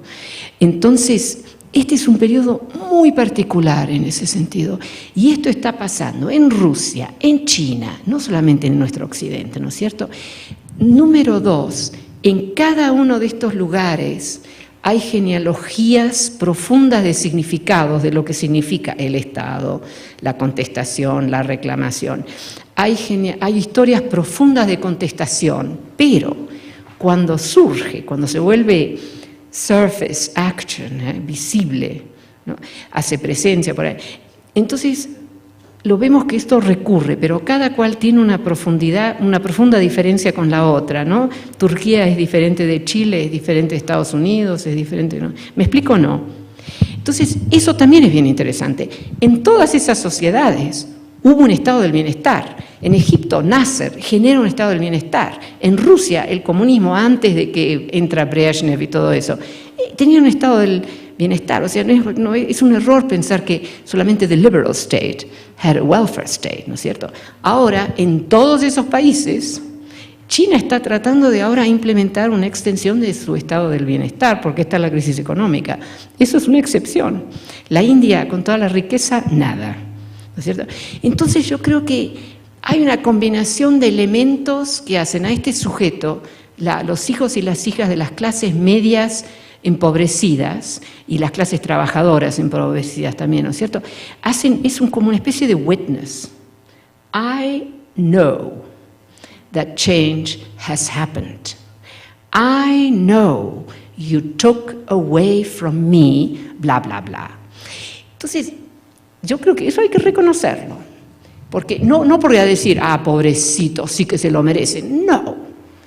Pero para decir, aquí hay algo, aquí, porque esta cuestión de cambio social, de reivindicaciones, campos de acción, lo que vos estabas diciendo, podemos ser muy románticos y decir, bueno, anything goes, pero si yo soy un poco una analista de sistemas, ¿no es cierto? No soy romántica para nada en mi análisis, ¿no? Entonces, si yo pienso en espacios sistémicos, en aberturas sistémicas, en barreras sistémicas, y todo este discurso sobre la expulsión, ¿no?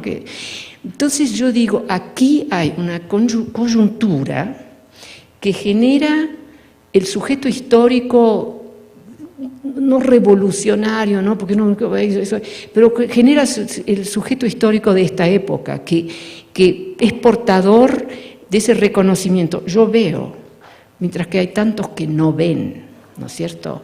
Y it's very susceptible to invisibility, ¿no?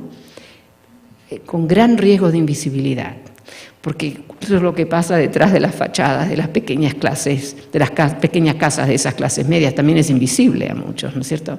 Yo tenía unos slides donde quería mostrar algo de eso, pero entonces, bueno, esa es mi respuesta. O sea que hay ahí algo bastante emergente, eso no es suficiente, pero si yo digo algo que viene de la estructura en vez de un arreglo entre gente, vamos a hacer esto, ¿no es cierto? Eso, estructuralmente hablando, ellos son los portadores del conocimiento y del reconocimiento. They know. Y no es manera que los pobres no, y tampoco los ricos, ¿no? Es un poco eso. Yo puedo mandar ese artículo porque me gustó mucho escribirlo. Era para mí como un descubrimiento también, ¿sabes? Conceptualmente hablando, y muy irónico. Porque a mí nunca me gustó tanto esa vida de clase media, digamos, ¿no? Bueno, aquí había una. ¿Les parece si recogemos las 4 que están y contestan? Entonces es una, atrás Daniel, otra. Adelante, primero. César López, de la Facultad de Economía de la UNAM. Quería preguntarle desde cuál sería el sustrato teórico, el fundamento de catalogar como sujetos desnacionalizados a las élites financieras globales y en esa misma categoría a las activistas globales, ¿no? Si entiendo que en esto de las élites financieras, pues como en otros textos que ha hablado de la hipermovilidad de los capitales, etcétera, ¿no? Pero ¿por qué poner en esa misma categoría de sujetos desnacionalizados a los activistas, ¿no? Globales? Y bueno, y la otra es en relación, porque pasó muy rápido esto del top 10 de las remesas, si podía explicar un poquito más. Daniel. Sí, pues antes que nada, doctora, muchas gracias por estar aquí, por aceptar la invitación de los estudiantes. Yo soy estudiante del doctorado en estudios urbanos de aquí del Colegio de México, entonces pues nos sentimos muy impresionados de que haya aceptado además con esa facilidad y con esa alegría y que está aquí compartiendo generosamente. Y quiero reaccionar a la provocación que decía usted del asunto del uso de categorías que iluminan demasiado y no dejan ver la oscuridad. Y que hay que asomarse ahí, ¿no? Mi reacción ahorita que estoy haciendo mi tesis de doctorado es un poco de angustia. Porque para un estudiante... La angustia está bien, de ahí te va a salir algo. Algo. Todo es fácil, no, la angustia está bien. No, porque para un estudiante de doctorado, todo es oscuridad, ¿no? Entonces, a veces el uso de categorías es apenas la poca luz que uno alcanza a encontrar. Yo de todos modos, me parece que ante esto, bueno, voy a revisar, ¿no? Voy a tratar hay que cuestionarlo. Me parece que usted sí tiene que hacer ese libro de la metodología. Lo tiene que compartir, ¿no? Porque sí es importante alentar a cuestionar las categorías. ¿Qué tanto oscurecen? ¿Qué tanto hay que ver? Hay que ver al entorno que no explican. Y bueno, pues le quiero agradecer su presencia y esa provocación, que en mi caso, bueno, pues a ver qué resulta. ¿Estás en la ley, dijiste, en la escuela de ley? No, estoy haciendo el doctorado en estudios urbanos aquí mismo en el colegio. Gracias. Gracias. Luis Jaime, sí. Sí, Saskia, buenas tardes. Soy Jaime Sobrino de aquí del Colegio de México. Pero nosotros nos conocemos. Sí, ya nos conocemos. Ajá. Exactamente. Oye, Saskia, un poco relacionado con lo que te comentó Daniel, tú platicaste sobre la desensamblar categorías, desensamblar procesos. Un ejemplo que nos pusiste aquí es de que but the US still wants the workers, por un lado. But the US still wants the workers. Todavía quiere. Sí, por un lado. Por otro lado, el mayor presupuesto para la patrulla fronteriza, procesos antagónicos. ¿Cómo ensamblar esos procesos antagónicos como esta táctica analítica que tú nos estás proponiendo? Muy bien. Gracias. Y la última de este lado. Sí, gracias. Un comentario y una pregunta. El comentario es en relación con el último mapa y su argumento sobre las clases medias. Porque lo que yo veo políticamente que están haciendo las clases medias en los países industrializados es más bien calificar a los inmigrantes como los culpables. El tú que mencionaba no es el Estado. El tú que mencionabas es políticamente el inmigrante, sea marroquí, mexicano. Y entonces el problema que yo tengo es que estas clases medias en realidad son profundamente conservadoras. Sí. Y tanto del lado los republicanos, la nueva derecha. Entonces mi pregunta es si sociológicamente y políticamente estas clases medias, que serían las encargadas de vigilar que esta transformación o de construcción del estado de bienestar no se diera, no son las liberales, poner en ellas la esperanza, creo que la esperanza política no cuadra con la explicación, sino que, y entonces eso me lleva a un mayor pesimismo. No sé si esa es la postura o no. Mira, permitime corregir, porque él justo puso todo el discurso, entonces yo quiero asegurarme, no, es que es un evento para mí irónico, porque yo estoy de acuerdo con todo lo que dijiste. Entonces lo que yo digo, estructuralmente hablando, no a nivel de fantasía, no a nivel de aspiración, no a nivel de yo querría, no a nivel de qué es posible, a nivel estructural, si me preguntan a mí, ¿quién es un actor hoy que nos muestra algo, que algo está muy mal y que se están quejando? Y como también dije de paso, son reclamaciones muy modestas y generalmente es el Estado Nacional al que reclaman. Muy raramente es un ataque efectivo a nivel analítico contra el capital financiero. Yo veo, yo lo que no hablé hoy es que yo veo, si yo me pregunto cuál es la máquina del vapor hoy, en nuestra época, ese elemento que altera todo directa o indirectamente, es el capital financiero, no es el Estado Nacional. El Estado Nacional liberal es. Entonces, tu pregunta es excelente, pero quiero decirte que yo estoy de acuerdo con lo que decís, pero estructuralmente hablando, ese es el actor que ve y que siente en su propia pequeña vida que le han quitado, y eso está pasando en Holanda, en los buenos países, ¿no?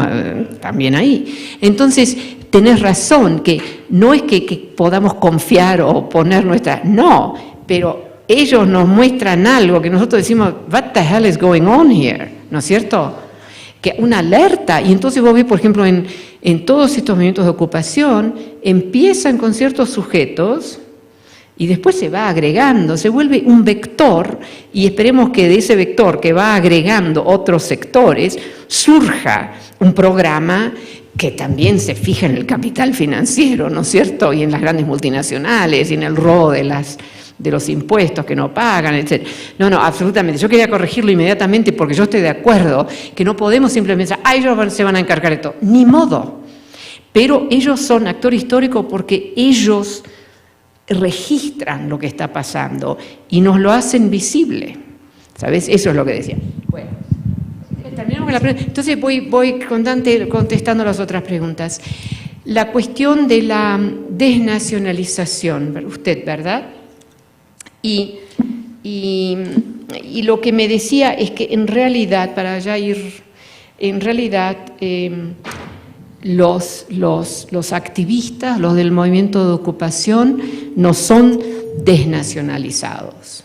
Son exactamente, continuando con el mismo discurso, ellos son estructuralmente, están muy posicionados, pero también se vuelven un vector, ¿no es cierto? Quiero repetir. Y que el capital financiero, si entendí bien, es desnacionalizado. Ahora, para mí hay una problemática ahí que yo la describo a largo en mi mejor libro y probablemente el más aburrido que escribí, que son 500 páginas, y yo creo que el proyecto de desnacionalización no se puede, menciono eso para hacer una distinción entre toda esta cuestión de lo global y yo digo que en realidad estamos viendo dos procesos en esta época que también marcan a esta época. Uno es lo que hablamos convencionalmente sobre lo global, las tecnologías digitales que nos conectan con todo el mundo, etc. Pero yo creo que por ahí hay más profundidad en otro proceso, un proceso que al interior de esa construcción compleja que es el Estado Nacional, no importa que sea comunista o capitalista, ¿no es cierto?, que aquellos procesos de transformación profunda que se dan en la interioridad de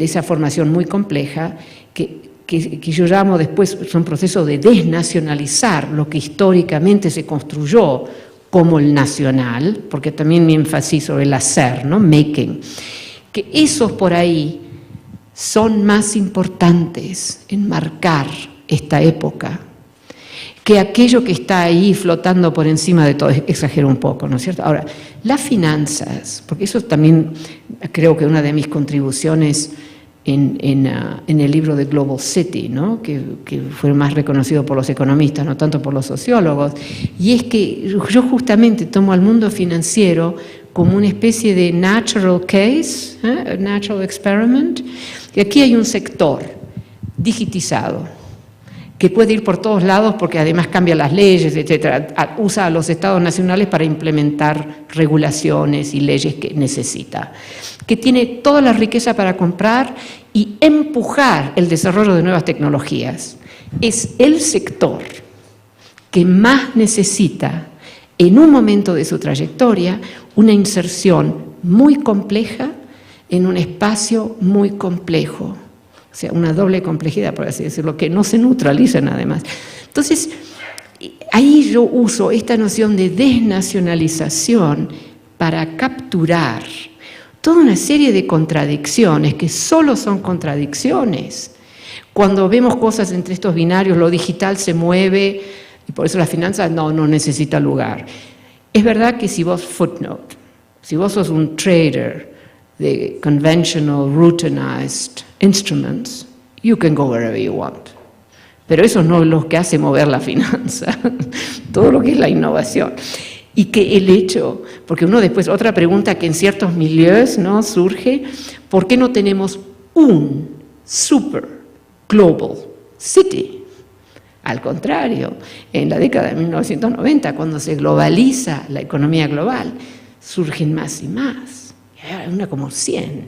Entonces, ahí para mí, eso muestra otra vez el hecho que los sectores más globalizados, que justamente porque son globalizados y tienen que negociar toda una serie de sistemas y culturas de ley, de contabilidad, de qué es una inversión razonable, etcétera, etcétera, de trust, relationship of trust, que varían enormemente a través del mundo, justamente, pero porque operan mundialmente y en contextos de enorme velocidad, ellas necesitan mucho más que otros sectores ese sistema de ciudades globales.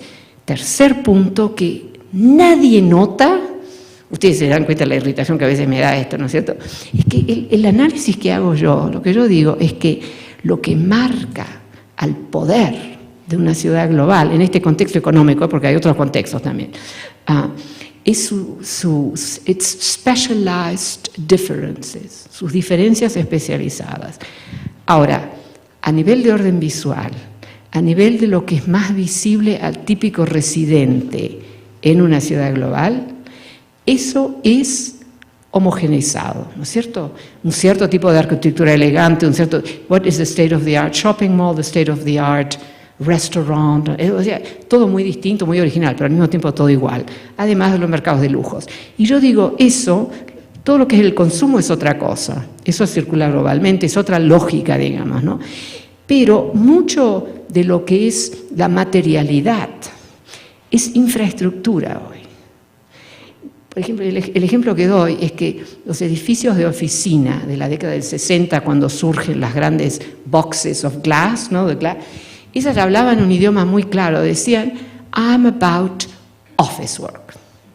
Y eran, la mayoría eran secretarias, supervisors. Los edificios de hoy no hablan ese idioma. Vos la verdad que sabés que la mayoría de las secretarias están en clerical factories, en whatever, o en los suburbios, no sé. Entonces, yo digo que el built environment más y más se ha vuelto infraestructura, y yo defino infraestructura as something that is necessary but indeterminate. O sea, muy elemental, los carriles, the tracks of a train, ¿no es cierto?, pueden ser usados para transportar bombas, para transportar human rights workers, ¿sabes? Entonces yo digo que una de las fallas en mucha de la literatura sobre la ciudad global es que se creen que es transparente. Entonces yo hago hincapié en the specialized differences of cities para decir, en cada caso, ese edificio no te está diciendo, I'm about office work, no te dice nada. Entonces el desafío es esa parte muy reducida, que no es infraestructura, en ese sentido amplio de la palabra que uso, hay que investigarlo. De ahí, y es lo que yo hice, ¿no es cierto? Entonces de ahí surge un elemento muy importante, es que una de las lógicas que explica por qué hay una multiplicación de ciudades globales es the specialized differences. Fíjate en Estados Unidos, 3 grandes centros financieros, realmente 2, pero bueno, Nueva York, Chicago y Boston. Lo que son los edificios, porque son infraestructura, son iguales. Hay que tener cierto esto para ejecutar el proyecto. Pero son muy distintos. Y tampoco hay tendencia a que se eliminen los otros 2 y que de uno solo. No hay para nada, al contrario. Lo mismo en China, 4 grandes centros financieros, Hong Kong, Shanghai, Beijing y Shenzhen. Totalmente distintos. Las infraestructuras, que incluyen los edificios, state of the art, bla, bla, igual. Entonces, por ejemplo, ustedes en México, ¿no es cierto? Monterrey muy distinto de la Ciudad de México en muchos sentidos. Pero entonces, ¿qué marca the specialized differences? Es una especie de capacidad of making knowledge. Yo creo que el sistema financiero también contiene también en sí el making of knowledge. Pero si vos operás globalmente, necesitas tener que conducir ese knowledge zone. Entonces, tener ciudades globales son como un espacio frontera que le permite a un sistema un poco estandarizado, mismo si muy complejo, de entrar lo que son aún economías gruesas nacionales, ¿no es cierto? Entonces es una zona yo siempre dije que no son zonas de coordinación, también eso, pero son especialmente zonas de producción, de instrumentos, de nociones, de formas de conocimiento, etc. Tengo una categoría que a mí me gusta mucho que llamo Urban Knowledge Capital, que es un tipo de conocimiento que es más que la suma de todas las empresas especializadas y la suma de todas las brillantes clases creativas. Yo detesto ese término. ¿Alguien trabajando sobre eso? Muy bien. Entonces genera que es más que la suma de todo eso. Y ahí también la cuestión de la ciudad como espacio incompleto, but complex, diverse, genera la posibilidad de generar ese scale-up. Bueno, ya me hice una segunda conferencia, pero me queda todavía una preguntita, ¿verdad? The Shadow of Categories, sí, me gustó esa. ¿Quién la hizo, la cuestión de las categorías y lo difícil que es escribir una? Sí, fue más un comentario que una pregunta, ¿no es cierto? Sí, es que es trabajo duro. Yo con mis estudiantes de doctorado cuando vienen con algo que es así, yo me encuentro a menudo pensando, no lo digo siempre, a veces lo digo, depende del sujeto, si voy a destruir al sujeto diciendo lo que realmente pienso, me callo, porque yo soy un poco dura. Pero yo digo, this is a technical report, this is not a dissertation. Si vos vas a contribuir a knowledge, un technical report sí construye, pero no es científico, no es social science. Entonces, para mí, hay que construir algo que le permite a otro venir y usar tu esquema metodológico, teórico, etcétera, pero aplicarlo a una condición totalmente distinta. Si hiciste eso, you're really contributing to social science. It may be good or bad social science, but you're contributing. Porque ahí está modelo X y pueden venir muchos a agarrarlo y estudiar y ir corrigiéndolo. Así se hace scientific knowledge, ¿no es cierto? Pero esta cuestión es verdad que lo que vos dijiste también es muy verdad, que en ciertos temas it is all in the shadows. Ahí, ¿ves? Ahí mi charla de expulsiones te hubiera también servido, que no hablé de eso.